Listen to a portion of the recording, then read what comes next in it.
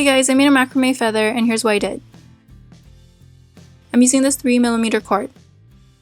I cut a 16-inch cord for the center, but you could just adjust it to whatever length you want. I folded it in half and taped 2 inches from the top for my loop.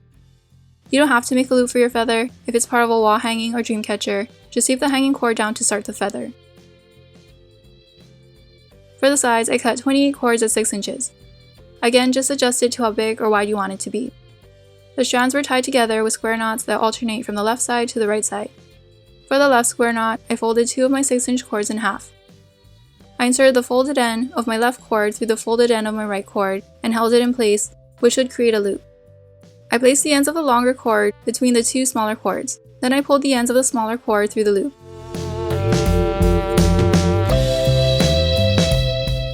For the right square knot, I folded 2 of the 6-inch cords in half. I inserted the folded end of my right cord through the folded end of my left cord and held it in place. I placed the ends of the longer cord between the 2 smaller cords. Then I pulled the ends of the smaller cord through the loop.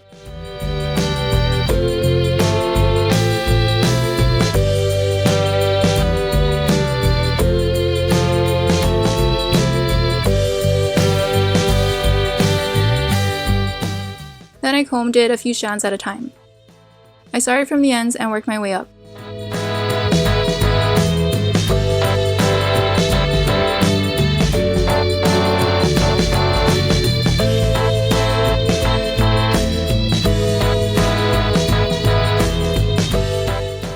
Then I trimmed it to the shape I wanted.